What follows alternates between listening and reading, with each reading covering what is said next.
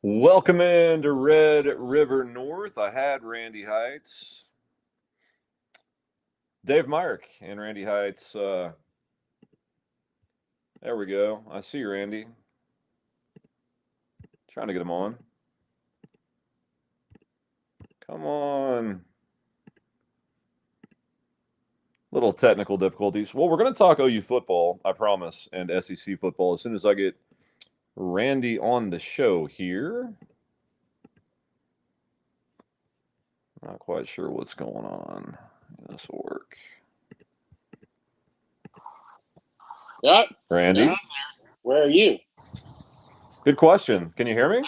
I can hear you. I've been able to hear you, but now I've got me just in the full screen. I don't think anyone in the world needs that. How There we about go. that? That's better. Yeah. Hello. All right, Red River North. Here we go. How are we doing tonight, Mr. Heights? I'm doing good, man. I'm afraid to hit this X because right now I can't see the chat bar if anyone asks questions, but I'm scared if I hit the X, I may lose you all. So we'll just go this way, and if they have chats and questions, you'll have to read them. Otherwise, Richard we're starting over. Richard McCleary. What is even this? Question mark. I don't know. Dick McCleary might not have been with us. The last 6 months. We've been doing the show here on Chord's SEC channel. This is Red River North. Dave Myrick and Randy Heights, 107.7, the franchise flagship station of OU Athletics. And we talk Oklahoma athletics and SEC athletics right here. So, Richard, I see your Texas Longhorn logo. Thanks for joining us this evening, Randy. But we made it, buddy. It is game week. We got college football tomorrow, Friday, Saturday, and Sunday. Let's go. And Monday. Don't forget Monday. How dare I? I did forget Monday. I mean, we I got got a lot of five I got a straight lot of stuff days. going. I got a lot Yeah. of stuff going on here. I'm in the middle of a fantasy draft. Just wrapped up the afternoon show, and it is game week, so my mind is all over the place. But Randy, I talked with Liam Lyons. This guy Liam, to be in Chicago, he sounded like a Liam, like he should be somewhere drinking Guinness in a Chicago tavern. Talked to him today about Illinois State. He knows, look, it's an FCS team. They're a 35.5 point underdog to Oklahoma this weekend. But they've got 6 All-Americans coming back on this team and a quarterback that's a senior that they're very high on, but still a stiff task for the Redbirds. Yeah, I mean, I don't think any of us are going to make it out to be a bigger opponent than it is, but if you want a quality FCS opponent, Illinois State is one of those. I mean, I Sure. believe they're number 6 in the country at the FCS level.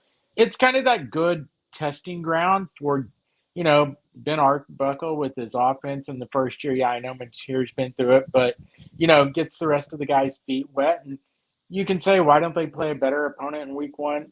Hey, you can, but they're going to turn around in week 2 and play Michigan. So, for all the teams that are playing a good opponent this week, look at their week 2 matchup. Sure. It's kind of it's the way college football is, and I'm one that, I'll be honest, as much as I like the good matchups in week 1, I don't blame coaches that don't want to walk out and go, hey, let's start with a top 10 matchup in week 1. I mean, we've seen it backfire for a lot of schools in the past. Yeah, especially for this league, right? I mean, you just said Michigan, and they're going to a nine-team conference schedule upcoming, but good God. I mean, you've got Illinois State, Michigan, Temple. All right, well, there's your kind of gimmies for the year. And then, yeah, Auburn, Texas, Alabama, LSU, Tennessee, Ole Miss. It's where do you find a break if not right at the first? So I completely understand this. The NFL has a preseason to kind of work through this. College teams do not. So I've got no problem with this game. That being said, I thought about something earlier today. Typically, when you've got an opponent like this for Oklahoma, even with the season opener, it's like, yeah, kind of ho hum, yawn. I'm going to watch half of it and then find something else. I don't remember this much anticipation around an opener given the opponent just because how much unknown there is with Oklahoma. The moves they made. What's Arbuckle and Mateer going to look like? Jaden Knott, Yep. what's he finally going to look like? This defense, is it as good as we all think? I mean, I think this is one, even though they should rout this opponent, that I think OU fans will watch every snap of this game. Well, no doubt, and I think the people that are going to the game are excited. I know it sounds crazy, but the weather alone, game 1, how many times has it been 102 degrees and feels like 120? I mean, Saturday's high is like 80 degrees. Thank God. 50% chance of rain. That's going to be the only downside is if it does decide to come raining during a game. But I think that's part of what people are excited about too. It's like people can sit around and watch it, sit on the back patio, pull up their TVs if they're not going to the game, and just make an evening of it. Because yeah, there's a lot of excitement, and I think Oklahoma fans are excited because I think they're finally coming around, even the negative ones, to realizing, you know what, there's a good shot this team can start the season 5-0, and it's kind of like they just want to see what this team does, even though it's a lesser opponent in game one before heading into that Michigan game. Yeah, I mean, typically we come out of a game like this and say, how much can you learn against an opponent like this? I think Oklahoma fans are going to learn a lot. I mean, Oklahoma played bad teams last year and looked bad. Now they're going to they're not bad, they're just FCS. But if Oklahoma has taken a step, especially on offense, you're going to be able to tell. I mean, they're going to move the ball. They're going to be able to move Illinois State off the line of scrimmage and run the football. John Mateer is going to be able to complete a forward pass without getting decked from behind because the O-line can't block. I mean, I think you're going to pick up things in this game that give Oklahoma fans confidence. And you just said it. Going into Texas undefeated, typically, you go into that game, it's like if you're 4-1, whatever, it's okay. This year, it seems imperative to me for Oklahoma with that back half of the schedule to start off well. There's not any time to spend games getting into a rhythm. They need to hit the ground running, and it starts this weekend in Norman. No doubt. I mean, and we've talked about it. It's how big it is. Now, it's kind of funny. I've heard some people say, "Oh, Oklahoma can't afford a loss early in the season." I think everyone needs to go back, and we talked about this some last year, even before it went off the rails for Oklahoma. We're in a different era of college football. You don't need to have one loss or go undefeated, to make the playoffs. But to your point, 5-0, I feel like is a necessity just for self confidence going into that. Because, yeah, the front half of the schedule, you got Michigan, who's really good. And, we both think Auburn's that question mark game in the sense we think Oklahoma wins. But, hell, you don't know what Hugh Freeze is going to throw out there. So it could be a good opponent.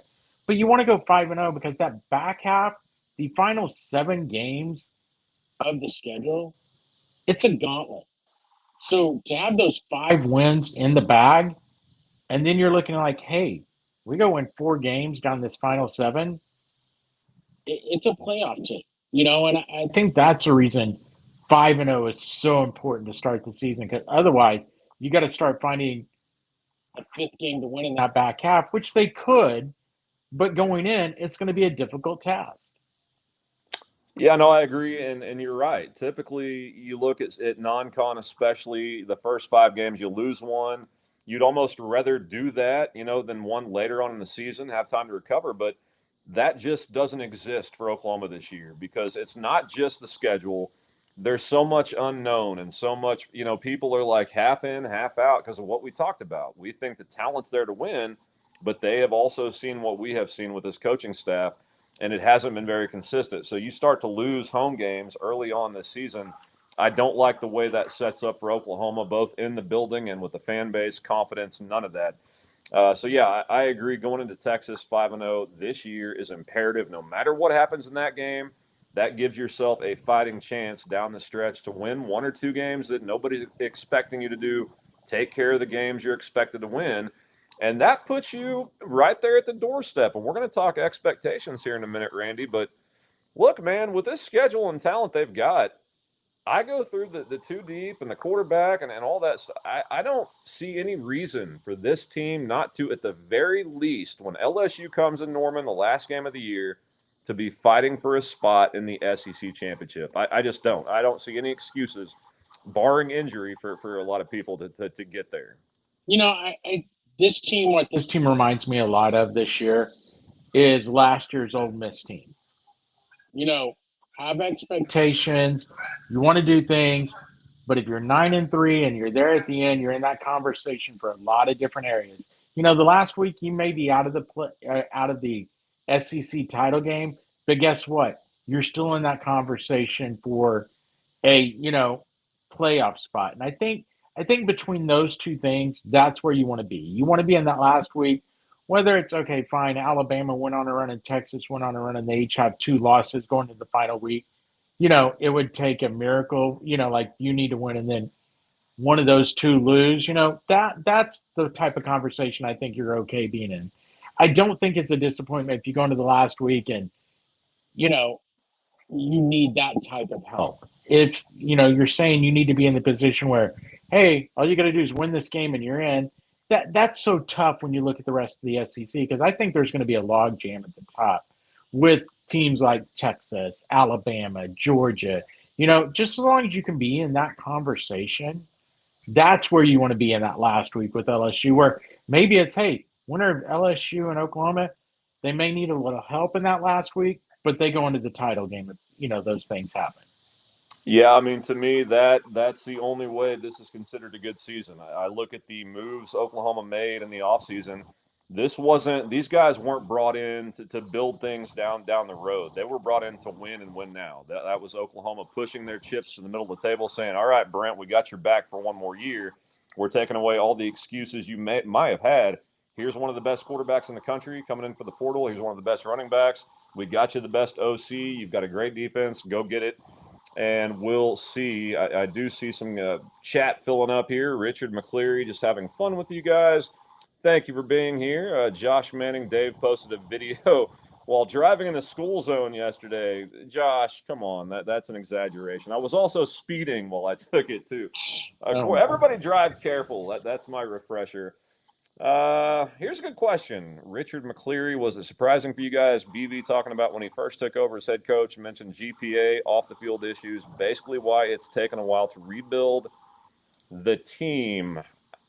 I don't like that because to me it sounds like excuses. I'm curious about your thoughts.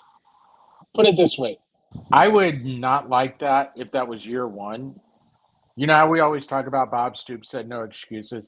I Correct. don't mind it because to me, I look at it a different way, sharing it in year four.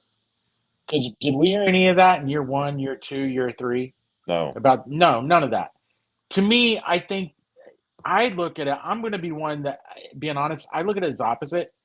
I think that should give a lot of Oklahoma fans confidence about this year of what Brent feels like he's got.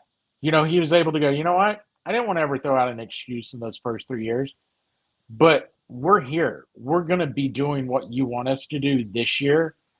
But I'll tell you the reason why in year one, two, and three it didn't happen. Yeah, that still amounts to an excuse, but it doesn't amount to an excuse for this year. This You year, see what I'm right. saying? Yeah. And so that's where I'm kind of like, I look at it as like, that could be a very good positive. The confidence that Brent has in this year's roster to go, it was a freaking dumpster fire. And to be honest with you, on the defensive side, if there's not a fan base in Oklahoma or anyone that looked into this program from the outside looking in that didn't know that was the case, not so much about the GPA, but just the talent level on the defensive side had went to Sure. shit, you were nuts. We all knew it. As someone that covered Oklahoma year in and year out, we all knew this defense is getting worse and worse. There's a reason. So that's why I'm going to say I actually look at it as a confidence thing for this year that he's okay with going, you know what? It was a dumpster fire when I got here, but guess what? It's not that way anymore, and we're ready to go to war. Yeah, I get your point. And look, ultimately, does it matter? No. It's do or die, boomer or bust this year. Win a certain amount of games, or it's not going to matter. I do, I guess, get him in year four referencing how tough it was when he got here. Yes, it still sounds like an excuse to me. Josh Manning, don't know how to feel about that. D-Max Bravo, Texas beats OU again. Look, I think Texas is going to beat a lot of people on their schedule, Randy. They're preseason number one team in the country. That's going to be an interesting game. But look, you're right, man. That defense under Lincoln, it's hard to imagine a coach that takes college football serious and winning serious, neglecting a side of the ball the way that he did. I mean, that was so bad. So let's be honest. Well, how many games did OU win? Like 59-55, to where it felt like a loss leaving the Yeah. game. I mean, you felt sick to your stomach at what you just watched, but Oklahoma's head on the. I think fans would still take that over going 6-7, but Brent had a stiff chore to do on the defensive side. Let's keep it there because this is going to sound weird to say because everybody wants to see John Mateer and Jaden Ott. What's the offense look like? I am more curious what this Oklahoma defense looks like and more excited to watch it play than I have been since probably the early 2000s going back. I'm that excited for this group, and that is what I'm going to be honed in. David Stone, PJ Adebawore, Danny Okoye. What do these guys look like when they're finally unleashed? 100%. I'm right there with you. I mean, and you know this as long as we've been doing this, not necessarily on this channel, but for well over a year. I said when the season was over, even with the loss of Stutzman and Bowman, I said then the defense is going to be better this season. I honestly believe that. And part of that is what it takes in building a roster. Yeah, there were great players and they lost a couple of guys. You know, they're going to be NFL guys this year. You know, heck, I don't know if you noticed, Trace Ford, I didn't see if he got cut. Got a lot of time in the preseason. You know, they had some talent, but this is the first time they've got it too deep, it feels like, across the board. And that's the reason I feel like for what they lost in Stutzman and Bowman, they may, let's just say they didn't replace it with equal talent in the starting lineup, but what they've replaced it with is depth, you know, and that's going to be very impressive, I think. And I'm ready to watch this team work. I will be honest, because I liked what Kobe said this week on the Sooner Spotlight on the franchise, where he said, hey, you know, he brought up the main game because they asked what his goal was. He goes, I want to go out and play well. He goes, I'll admit that first drive against Maine, we went out and played with our food, you know, which they did. And then after that, they shut them down. He goes, he basically made it sound like without saying they want to shut out. I think this defense, that's what they're gunning for on Saturday. Locking Illinois State down and just kind of, even though it's Illinois State, making a statement with the defense like, you know, we're not going to be pushed around. Yeah, I agree with that, Randy. I think that the defense wants to set the tone for the year, right? Mm-hmm. There's no better way to do that against an FCS team.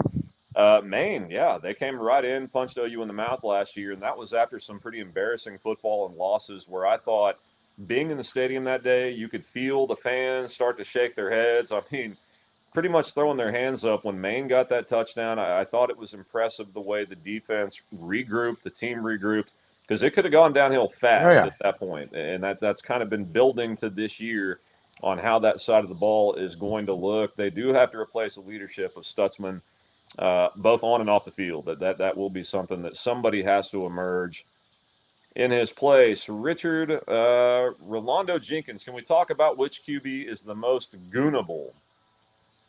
Goonable. I'm not sure about that one. I might need a Rolando. Tell me what you mean goonable. Richard And McCleary, how do the OU faithful feel about the Michigan game? Understand Michigan is down, but they are not out. Should be a fantastic game. I agree. I don't think OU's offense will be where they're going to be in game 2, opposed to like game 7 or 8. So I can kind of see that one as a low-scoring, defensive, kind of a nasty game going into the second half where OU pulls away. I give them the advantage playing at home.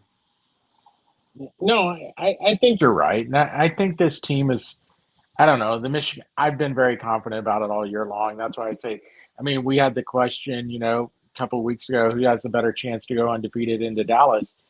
I mean, I think there's a good shot both of them do, but I think Oklahoma. I So do mean, I. it's just an easier path for that, and that's kind of even with Michigan. A freshman quarterback on the road, you know, for his second start against a Brent Venables defense, not a good combination. And I think Underwood's extremely talented, but we all know there's a reason Brent Venables got this job. There's a reason he was one of the top defensive coordinators when he's a defensive coordinator. He knows how to scheme up things, and that just to me is a bad matchup for Michigan in game 2. If this is game 5, maybe I'd be saying differently, but game 2, I don't think it's a good matchup for the Wolverines. No, I don't either. I think Michigan is going to have a very good defense. Wink Martindale, their quarterback or their defensive coordinator, is really good. A lot of experience. I think he's going to throw some stuff at Mateer off the bat that might be a pain in the ass. Chip Lindsey comes down from North Carolina to be their new OC. Did some good stuff with Drake May up at North Carolina before he made that switch. So, I mean, that's the only kind of concern I might have as an OU fan. How different is this Michigan offense going to look? We know it's ground and pound. It's Big Ten, nasty weather, 12 personnel. What's that going to morph into with Chip Lindsey taking the reins? How much is he going to turn Bryce Underwood loose in Norman? Probably needs to do it quite a bit if they want to have a chance to win. But the uncertainty of what his offense is going to look like might be the only kind of hiccup I'd be a little concerned with. And that's what's going to be interesting, I think, for Oklahoma and scouting them, to your point, they're going to be able to use Oregon, right? They're going to, some of what he's done before. But Michigan's got a game this weekend against a very team in New Right. Mexico at home. But at the same time, to your point, if they go very vanilla, you're playing with your food, kind of like what Kobe McKenzie's talked about. It can be very hairy for Michigan. So, how much did that playbook do they open up to let Brent Venables and that defense see it? And I'm also this way. If you're Lindsey, do you go, you know what? Let's show them 3 or 4 things we're really not going to use against Oklahoma, but make them have to prepare for it. I think that's part of the chess match in week one, really for both teams. What is Ben Arbuckle going to throw out there and go, all right, we want to open the playbook, but we want to show some stuff we're not going to use against Michigan to make them prepare. I mean, both of them are in that situation, I think, I'd this open it week. about that much if I was Ben Arbuckle. I know, and that's what I'm saying. But in what you open about that much is at the back 10 pages where you're like, hey, we're really not using this. Let's show them this, this, and this. They're preparing for that. And then we're going to do the first 15 pages of the book next week. And that's what I think both teams could kind of do a little of Saturday. That's such a tough thing to get into, Randy, because as an OC, as a quarterback, you want to get into a rhythm. You want to establish that offense, moving the chains, knowing who you can rely on, that offensive line working together as a unit. Yet you also don't want to tip your hand and give away everything you're going to do next week. I think Ben Arbuckle would be okay if they could line up with one back, one tight end, and run the ball really well this week and put up enough points to win moving on to next week. But that leaves your quarterback and wide receivers without really being game tested going into a big game with Michigan. So that's a tough dichotomy to be in for a coach. They got to deal with it every week. You know what? I agree. And I know everyone keeps talking like it's going to be this big run game. And I think Oklahoma's going to run the ball a lot this year. I think we still need to realize where his roots are. And I don't mean air raid, but it's in throwing the ball. There's a Sure. reason Cam Ward. So I don't know if there's ever going to be a game we're going to sit back and go, oh, here we go. It's going to be ground and pound. I don't even think Illinois State, because I think Arbuckle's perfect world would be for Oklahoma to get up like 35-42 to nothing by the end of the first half, and look at Hawkins and go, hey, let's go show them what you've accomplished in the offseason. That's why I think, not that they're going to open the playbook. It may only be 3-4 plays, because I don't think they need to open a lot probably in the passing game. But I expect them to air it out quite a bit, just kind of go, hey, let's get it out here. To your point, a lot of these receivers need to get those butterflies out of their stomach, need to get, all off their chests. And even though Burks is returning and an experienced guy, I think he's a guy you need to get in there after a year of all the injuries. You need to get out there and go, hey, yeah, you went through scrimmages and stuff, but not to be this way. We need to get you hit once or twice this weekend. Yeah, and I mean, Ben Arbuckle is going to want to know, on certain blitz packages, Illinois State runs, who's going to do what on the line, who's going to pick up slide protection. Bill B's going to be watching every single snap. He's going to want to see John Mateer put into conflict. Do I attack the nickel? Do I attack the strong safety? What read do I make here? Is it on the boundary, on the field? He's going to want to put them in every situation that he can, because practice cannot duplicate what you're going to see in a game. But you have to rein in how much of that. So, I mean, I'm very curious to see. I'm with you. It's an air raid system. You go back. I hate to say this because the guy's a prick, but it looks like Lincoln Riley. I mean, a lot of the same concepts, a lot of that GT counter, a lot of zone in the run game. The route tree looks pretty familiar. So I think he's just going to stick with the basics of that offense, put up enough points to win, and move on to week 2. Well, we've got some more people coming in. Dave, I know you want to answer my question. I'll do it by the end of the show, I promise. D, I see Randy's camera is working this time. Yeah, I think last time D was in, we were staring at your dog. Great dog, by the way. Pretty girl. Understanding 1 versus 3 is a big game this week. Any other college football games OU fans looking forward to watching and seeing? LSU, SC, so on. I think the LSU game is going to be one very interesting to watch. I mean, it's the Battle of Death Valley, right? Correct. Who's the real Tigers? We're going to find out. We think it's Dabo because, again, Brian Kelly's still coaching at LSU. So I heard that today. Yeah. I like Nussmeier. I'm picking LSU to go in and get the upset against Clemson. I will say this. I mean, I think they're pretty evenly matched. So do I. And I would say if it's in LSU, if it's on Baton Rouge, I would take LSU. I think going to Clemson, Dabo is going to have them hyped. And again, Bryant's got to prove it to me that he can do more than cause collapsing camera wells. I've got to see. I've got to see more out of Brian Kelly. That's my thing. You know, Yeah, I agree with that. He's and got to win week one first and foremost. He hasn't been good at that. exactly, and that's kind of why I'm like, dude, I give him credit. He keeps scheduling these hard games in week one. You'd think he may learn a lesson and go, you know what? Maybe it's time to open up with Louisiana Monroe, and then we go play Clemson in week two. You just think eventually Brian Kelly will go, holy crap! I'm out. Because if he loses again in week one, even though there's still expectations and the season is long, That's not going to be good. that pressure starts to mount. Because I think as much as we talk about coaches on the hot seat, yeah, I don't know as he gets fired, but let me just tell you, that fan base, I don't think they totally love Brian Kelly.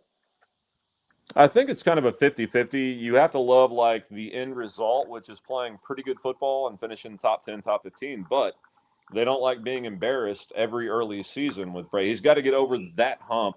I can't believe I'm picking him, but I am. I've got that much I faith. can't believe you're picking him either. I've got that much faith in us. D has another good one, man. Notre Dame, Miami, La Costa Nostra, Mario Cristobal with the Hurricanes Catholics has and made convicts. he's made some of the dumbest decisions I've ever seen a coach make. But can the talent outplay that? It's kind of like talking about OU this year. Can the talent they brought in outplay and beat Notre Dame, a playoff team from last year that a lot of people are high on? Athlete for athlete, Randy, I've got to go with the Hurricanes. I think they beat Notre Dame this weekend. I'm kind of I'm torn on it because just for the simple fact, like you talk about athlete versus athlete, it's in Miami, and I'm sitting there going, it's hard for me to get a good read because I think Carr's a good young quarterback, but I haven't been impressed with Notre Dame's offense as the helicopter flies overhead. I Nice. haven't I haven't been impressed with Notre Dame's offense even in last year's title run. So now you put a freshman quarterback in there on the road, first game. I, Yeah. I'd probably go with Miami too, but it's kind of the Brian Kelly factor here again with Mario Cristobal. I'm like, well, he's on the sidelines. I It's a know tough which pick. coach I know which coach I favor. If it's just fully down to coaching, Yeah. I know which side I favor. But I probably do go with the convicts here. But the Catholics are not going to be far off. I think. No, it's going to be a great game. Those are two of the ones that everybody's kind of anticipating, along with the big one, of course, Oklahoma, Illinois State. Then you've got that little Texas Ohio State game. True, the anticipation of the first game is intense. You can feel it in the air. Randy, you've got to be like me and everybody that loves college football as it goes to this. This is my favorite week of the year, just because what's about to start. The guy just said it. Anticipation, you can feel it across the country. Campuses getting ramped up. You can almost hear the battle drums of the bands getting revved up. Everybody has high hopes. Everybody's undefeated. It gets cranked up this weekend. Georgia Tech, Colorado, another one I'm curious to watch. What do the Yep. Buffs look like after they lost their guy that they retired the number because he won 7 games? Travis Hunter was good, but Georgia Tech, curious how the Yellow Jackets going to look.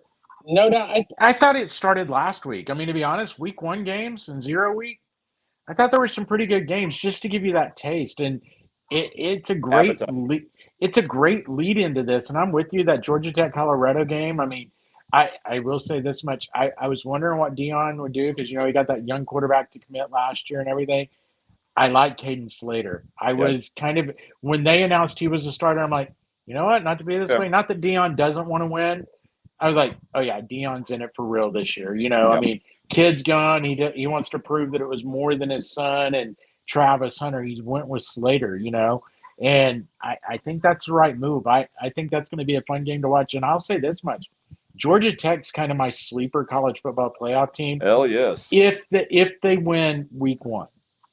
Now, granted, I know they could win the ACC and still make it in, but I mean, I think they're that team that there's not much that stands in their way, especially if they get by Colorado in week one. No, and Oklahoma fans will remember the name Buster Faulkner. A lot of hype that he might roll over. and take a certain position at Oklahoma. I think he's a really good coach, Randy. And Haynes King, their quarterback, is an absolute gamer. They've been really good at beating teams that maybe they're not supposed to, and then they struggle, it seems, just taking care of business, right? Teams that you're expected to go out and beat, they slip up. Can he kind of get over the hump and get them more on a level playing field to be a consistent team this year? If he can, through that ACC schedule, I'm with you. That is a absolute sleeper team. I love Haynes King. The guy is competitive as it gets. Mr. Random in the chat. Evening. And just real fast, to your point on that, with them losing games, I think the key is Haynes King. Sure. The games they end up losing, he's such a gritty, hard nosed player. He gets banged up and then misses 2 or 3 games, and that's where they drop that head scratching game. And I think his health is key for them making this run that we think they have an outside chance of doing this year. Yeah, I do too. Another one, Florida State, Alabama. Let's stay in the SEC, ACC.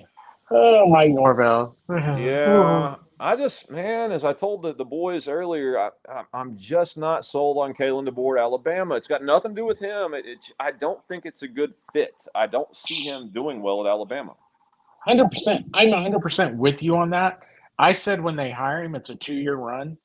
I still kind of believe that, but I also believe they may throttle Florida State based on some things I'm hearing coming out of Tallahassee. It doesn't sound good. Uh-oh. It just sounds like, maybe the receivers aren't that good. The offense is still struggling in certain areas, defense. And maybe that's all a smoke screen coming out, and they come out and they play balls to the wall and they beat Alabama.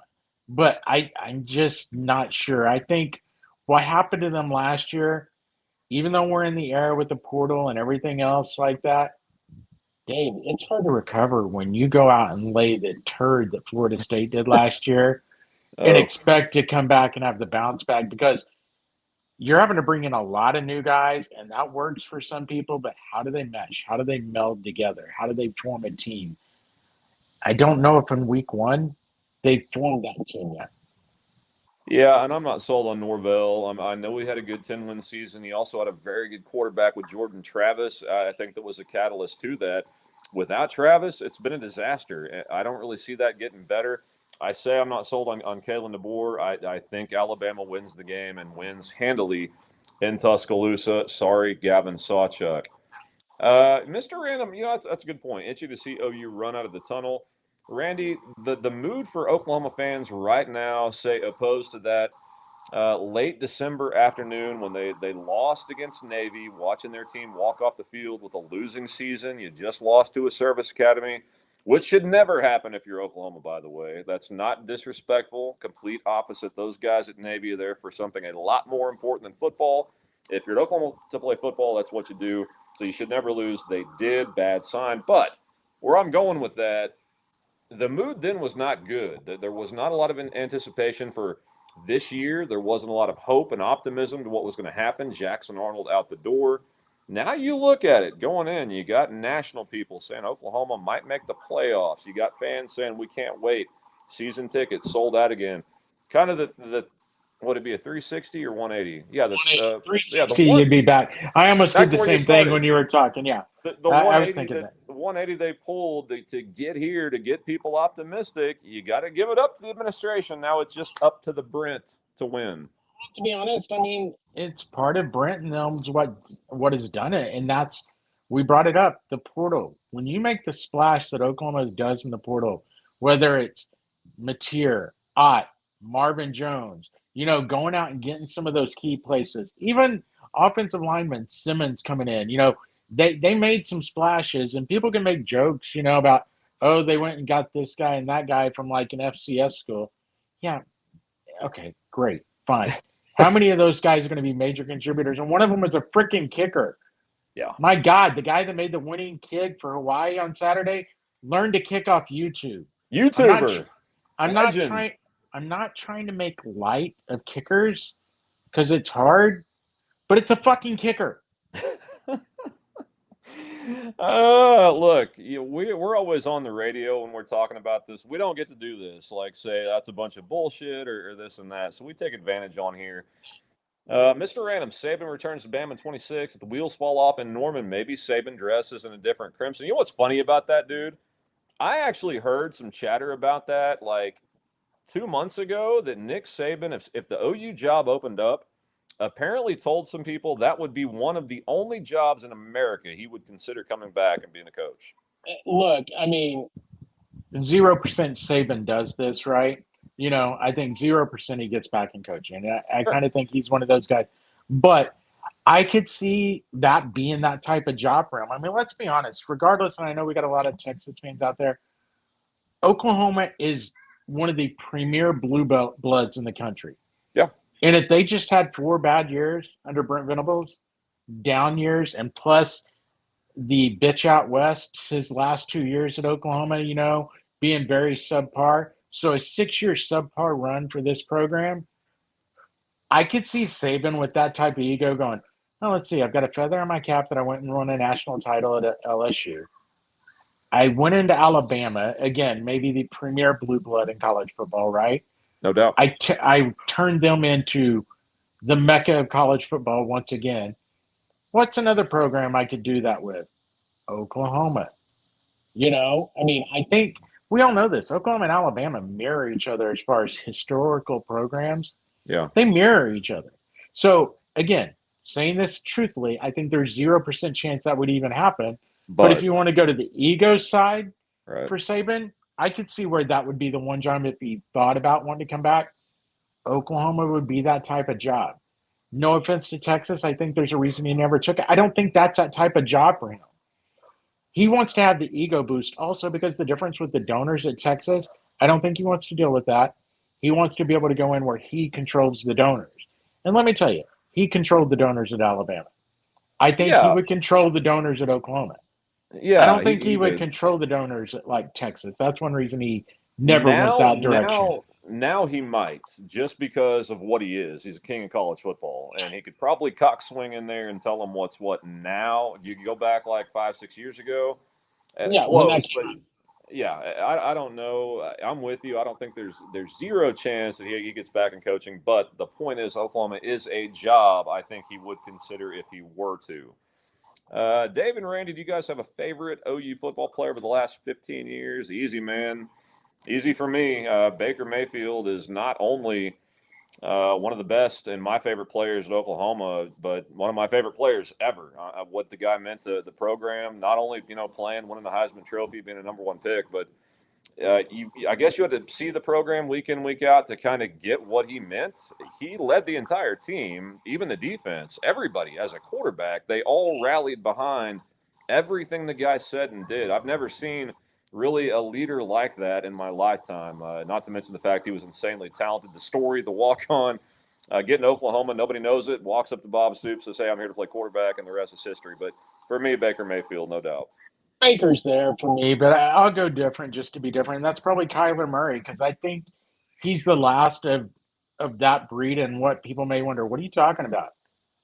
#1 quarterback in the country comes into Oklahoma.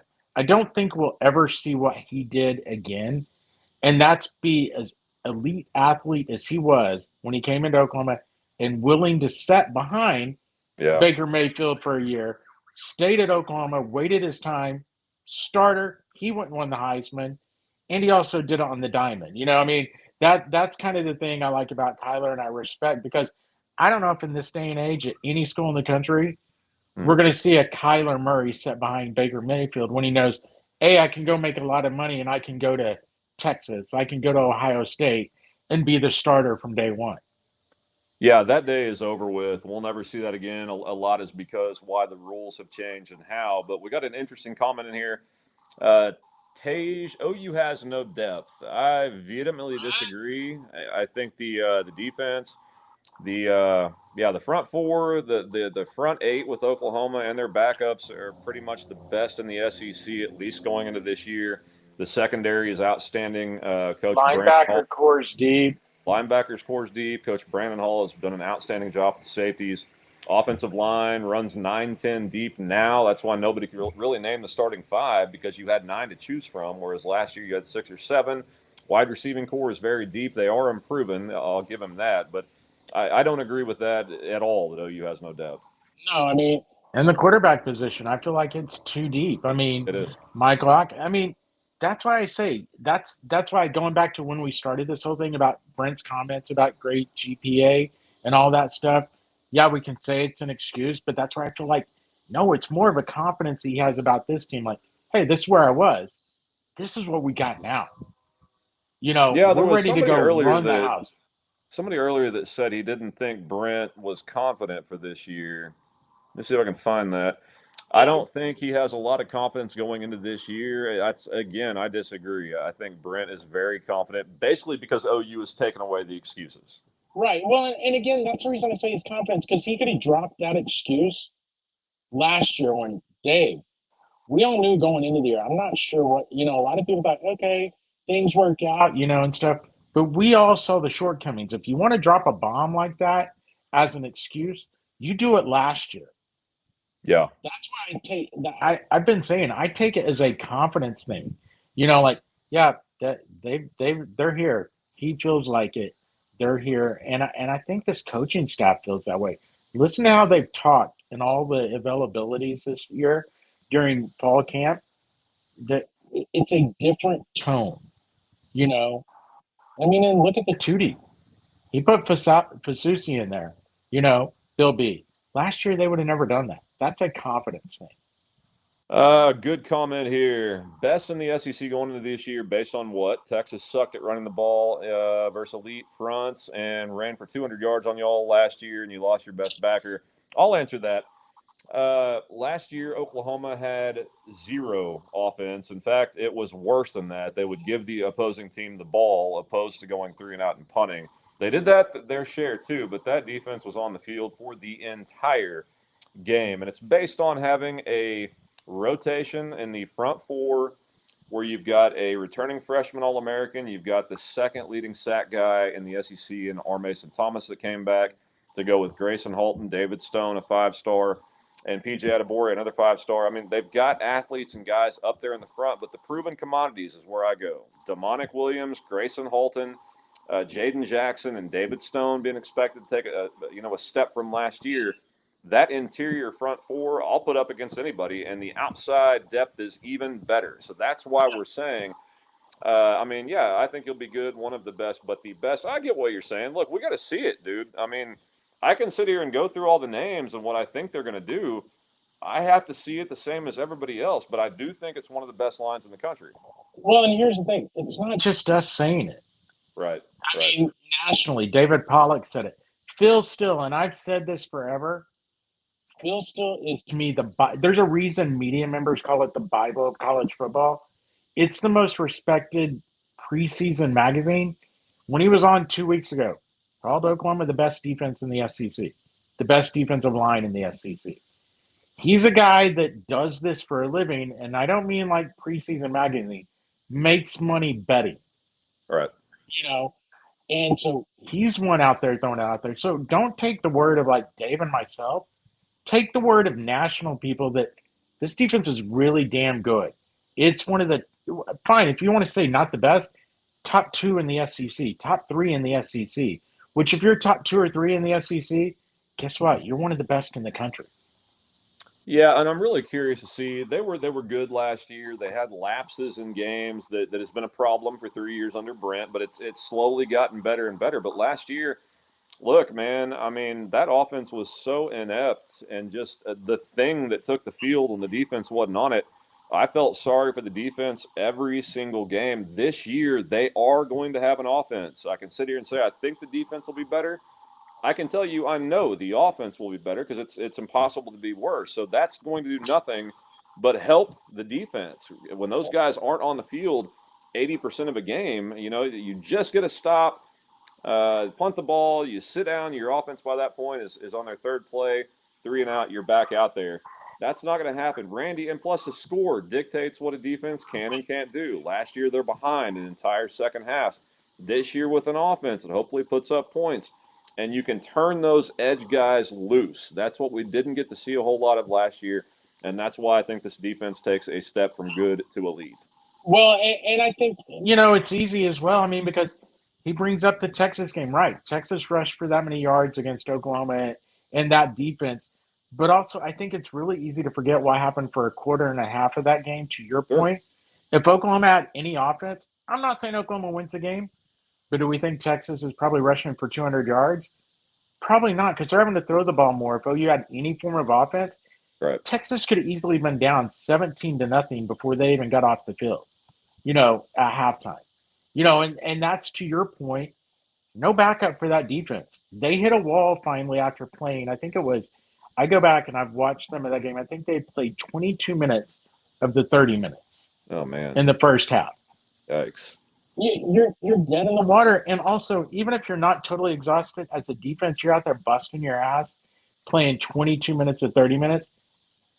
You're looking at yourself, and I'm I'm not saying people quit because they didn't, but you're also going, why the fuck am I killing myself when I'm getting no help on the other side? Yeah, motivation becomes it's only human nature, man. I don't care how much you drill a guy and how much you coach a guy. If I go out there blood, sweat, and tears and do my best in my job, and I sit down and see my other unit on the team isn't doing that, eventually, maybe the second time I'm okay, the fifth time I'm okay, the 10th or 11th time, I'm gonna start to be like, man, damn, this feels a little one-sided. And I know that had to happen last year, but that's a lot of reasons why we think they're going to be better. It's not just the personnel, but this is a game that encompasses all three units on a team. They didn't have one last year, to be blunt, and they're going to have it this year, and that's going to help out the other. But Randy, look, I was 35 going and to a half. Yeah, yeah. just repeat this. And I think to your point, you saw that more as the season went on. Like the Tennessee game, that team fought throughout the game, even though the Yes. offense gave them. And then Yes. I thought you saw other games. Then Texas, they fought for a half, and then they started seeing the same issue that happened against Tennessee, and they went, "Great, we're done." And then South Carolina, they came out and they shit the bed. The offense did, and I think the defense went, "Why are we even showing up?" But they played a hell of a game the rest of the game, though. The Yeah, defense did. finally, yeah. But I mean, they had to, I think, convince themselves maybe we got to play because it was done. And I I think don't you blame saw them. that team. I don't either. It was kind of like it took less mistakes at the start of games for them to get to the point where it's like, crap, we're the only unit going to show up again today. Yeah, and you know what else impressed me? You just brought up quitting in Tennessee. None of that happened. But the debacle at Missouri that was so embarrassing with Jackson giving the game away. I mean, it wasn't all his fault. The defense allowed an 80-yard touchdown to Drew Pine, an NAIA quarterback, out of the blue, to tie the game. It was just all around bad. And I really thought that next week going into Alabama and Norman, watch out, not good. They were out of contention for, SEC stuff. They were out of contention for national stuff. Not a whole lot to play for, Randy, but Brent got those guys to buy back in that week in practice and put together one of the best games we've seen in the Brent Venables tenure. That gives me confidence, and he can coach when it kind of everything falls into line. So, I mean, if anybody out there is just completely out on Brent, have some faith. I think he can coach. It's just been hard to get consistent with the guy. Yeah, and again, I know you Say said it and bring it up. They should have never lost to an academy. Also, stop counting bowl games. For No, it's fans, get disappointed. It doesn't fucking matter. If you're not in the playoffs, no one cares. There's a reason. there were 45 scholarship guys on the roster going into the bowl game. Guys are already in the portal. Guys have decided what they're going to do. So, I mean, it's hard to rank bowl games into wondering how the team's going to fare going into the next year. Like Michigan, to be honest with you, Dave, everyone's excited because what they did against Alabama. To me, that Alabama Game game, was a lot like when OU beat Alabama in the Sugar Bowl, if you yeah. remember a few years ago. One team cared, Michigan cared because they started to bounce back in that year. Alabama's team was like, shit, we should have been in the playoffs. I will say, I mean, I think that that Alabama team was so talented looking back, though. Derrick Henry, TJ Yeldon, AJ McCarron. When AJ McCarron hit, who was it over the top? He hit a bomb to somebody. I mean, down the field, arms raised to the heavens. They were trying to win. I give credit to OU for winning that game. Trevor Knight looked like he never did again, but we're running short on time. We've got to get to this because something happened this week. It usually does, game week. The depth chart, the 2 deep, was released. Randy, at first, look, you hear about Jaden Ott for, damn near 6 months. You look and you're like, Javante Barnes. Interesting. Okay. And then you put some thought to it. And you're like, it's Illinois State. Barnes is the elder statement. He's never left. He's been through a bunch of shit. He's stayed at OU. I get him getting the start. You want to kind of preserve Ott for later. Beyond that, Mike Vasusi, it's got an or next to his name. I still think he'll be the first one to run out there to tackle. Surprise me. And Jaron Kanek getting the nod at tight end after just making the move, playing the position for the first time in his life 6 months ago, beats out guys who've been playing that spot their entire career. I don't know if that says about the lack of development under Joe John Finley or that Jaron Kanek is just that much of a natural tight end. I think what It it's says is kind of to my point about Arbuckle's offense. They're going to throw the ball. The other guys are pretty much blocking tight ends, I feel like. And I think they want the more offensive guys out there, and that's where Jaron is. You know, he's more the offensive guy, I feel like, especially to Caden Helms get, back in there. And so that's kind of the one thing. The depth chart didn't shock me at all because when you go back, it's kind of crazy how fans overreact not only to the runner back spot and everything. Ott was in bubble wrap all practice. Barnes and Blaylock practice. Does it mean they're going to get more carries than Ott? Probably not. But it's kind of like, hey, you didn't practice, you're not going to be listed first team on the depth chart. You know? And it's not a punishment because there's a reason why Ott is listed as the kick returner.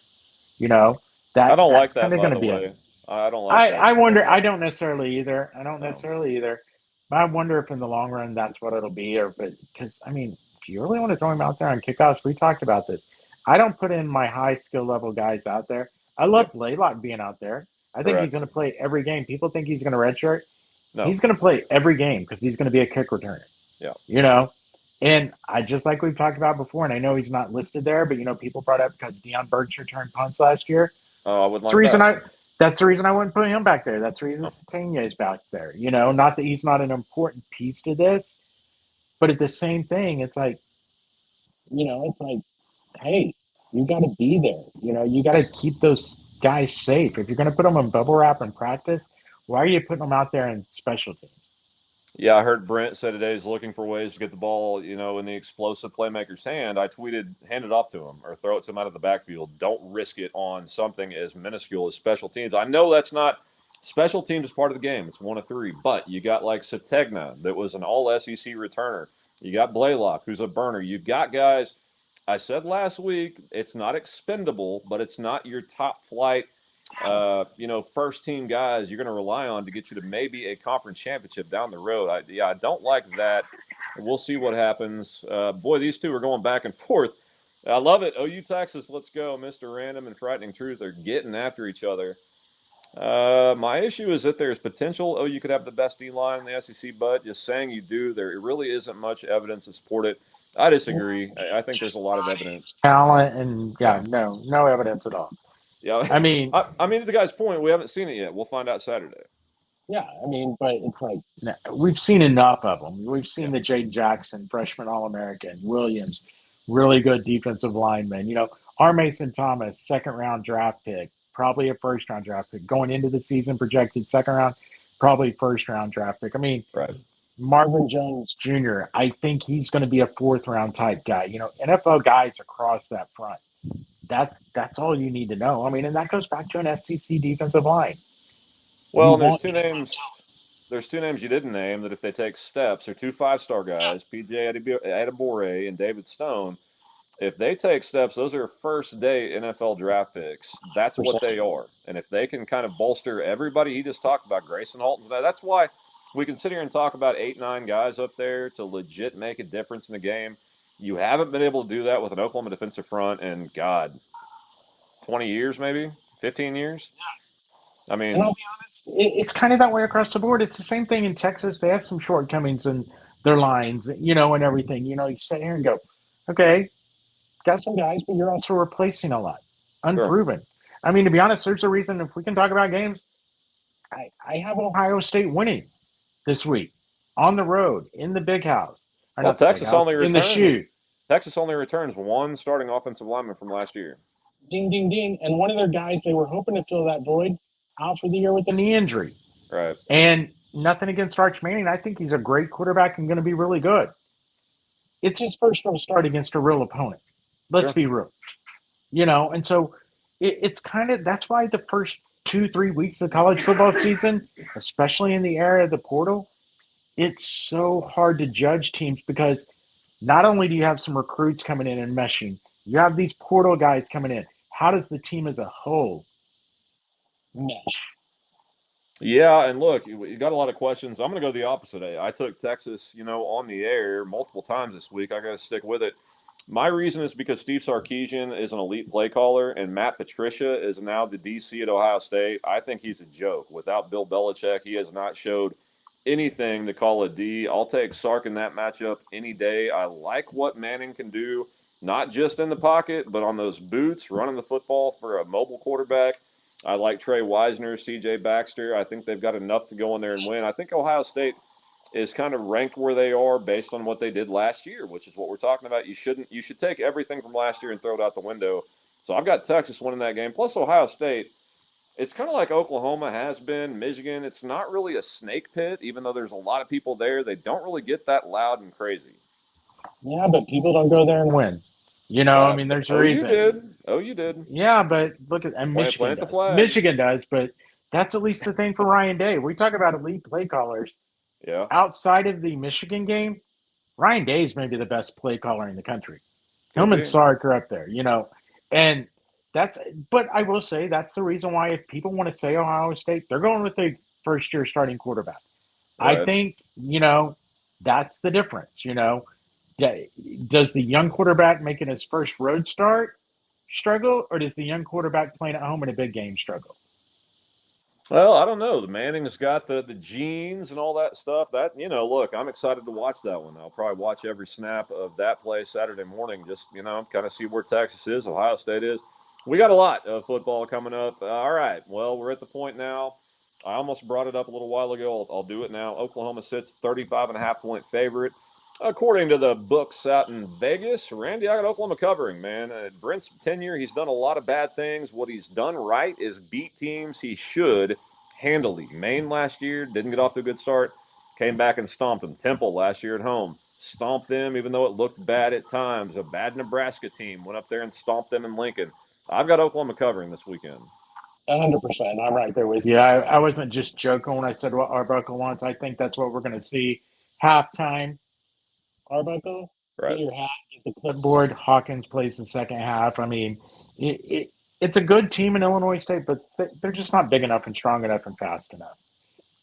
Yeah, I mean, I saw their group, photo. Their team photo was like 30 dudes. I'm like, man, tough. But these guys get to go on the road to a cool place like Norman and enjoy a night atmosphere, something they'll remember forever. And they're coming in to win the game. They don't care about what we're sitting here talking about. So best of luck to everybody. And guys, thank you very much for watching tonight. It's game week. We made it. Enjoy it. We'll be back to recap all next week. Randy, you want to close up with anything? No, I'm just saying, one game we forgot to talk about, and we don't have to break it down. The one I'm looking forward Forward, one of them tomorrow, Nebraska and Cincinnati. Cincinnati, yep, that's right. Yeah, just For the fact, I mean, I feel like Rule's putting his chest out there a little. Yeah. And I don't think Cincinnati's great. But with the Nebraska teams we've seen over the last few years, that's one that would be a struggle. I think we're going to see if this Nebraska team's different or not, because if they are different, I think they throttle Cincinnati. If they're not, this is a dogfight in the second half. Yeah, Rayola. I mean, how much of a step does he take as the Huskers quarterback? Matt Rule can coach, man. We saw it. He took a 1-11 Baylor team to the Big 12 championship to play. Damn near beat them. Yeah. So he can coach, and I'm excited to see. I really hope Nebraska gets back to what they once were, at least close. One of these days, beating Cincinnati would be a good start this year. Mr. Random, great job, gentlemen. Thank you for being in the chat, even our Texas fans. Good luck to y'all this weekend. Stick around. Avery's got some dude, Swope, coming up on her show right here on this channel. For Randy Heights, I am Dave Myrick. We will talk to you guys down the road.